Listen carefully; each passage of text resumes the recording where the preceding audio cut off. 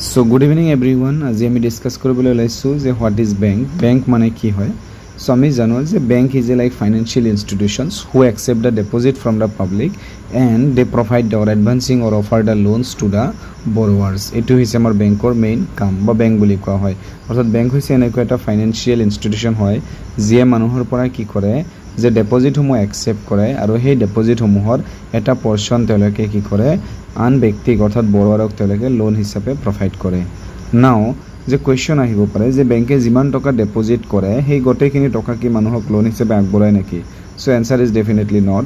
যে বেংকে যিমান টকা মানুহৰ পৰা কালেক্ট কৰে সেই টকাখিনি তেওঁলোকে সম্পূৰ্ণখিনি তেওঁলোকে কি নকৰে যে লোন হিচাপে আগ নবঢ়ায়। বেংকে তাৰে পৰা এটা পৰ্চন CRR অৰ্থাৎ কেশ ৰিজাৰ্ভ ৰেচিঅ' হিচাপে ৰাখিব লাগে আৰু আন এটা পৰ্চন তেওঁলোকে SLR হিচাপে ৰাখিব লাগে অৰ্থাৎ যাক কোৱা হয় ষ্টেটিউটৰী লিকুইডিটি ৰেচিঅ'।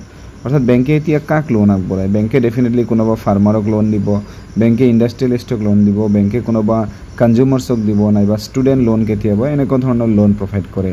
আৰু সাজ a business brings profit to the bank, আৰু এনেকুৱা ধৰণৰ বিজনেছে কি কৰে যে বেংকলৈ প্ৰফিট তেওঁলোকে লৈ আহে।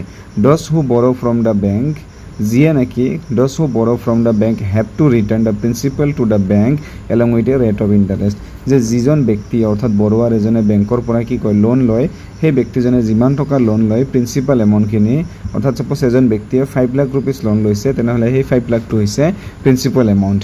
আৰু এই 5 লাখৰ লগতে তেওঁলোকে এটা কি কৰিব লাগিব ৰেট অফ ইণ্টাৰেষ্ট অৰ্থাৎ সুদ যিটো হয় সেইটো বেংকক প্ৰভাইড কৰিব লাগিব।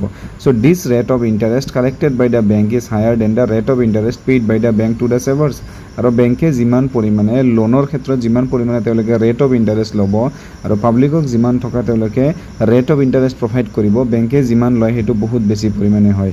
আৰু নৰ্মেলি আমি কি ছেভিং একাউণ্টত দেখা পাওঁ যে বেংকে মষ্টলি 3.5 বা 4% কি কৰিব যে চেভাৰ অৰ্থাৎ যিয়ে আমাক টকাখিনি ডিপ'জিট কৰিলে যে ডিপ'জিটৰক তেওঁলোকে 3.5 বা 4% পাৰ এনাম তেওঁলোকে প্ৰভাইড কৰে। কিন্তু বেংকে যেতিয়া লোন প্ৰভাইড কৰিব তেতিয়া হয়তো এই লোন 10% বা 11% পাৰ এনামত দিয়ে।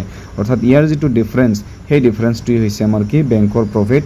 আৰু এনেকৈ বেংকসমূহ কি কৰে ফাংচন কৰি ধুনীয়াকৈ চলি যায়। বেংকৰ মেইনলি এইটোৱে এটা মেইন চ'ৰ্চ অফ ইনকাম বুলি কোৱা হয়। অ'কে, চ' এইটোৱে যে this rate of interest collected by the bank is higher than the rate of interest paid by the bank to savers and the difference is the profit earned by the bank. আৰু বেংকৰ এইটো হৈছে এটা main profit. চ' আজিলৈকে এইখিনিয়ে। যদি কনচেপ্টটো বুজি পাইছে দেন কমেণ্ট কৰিব ইয়েছ বুলি। Thank U.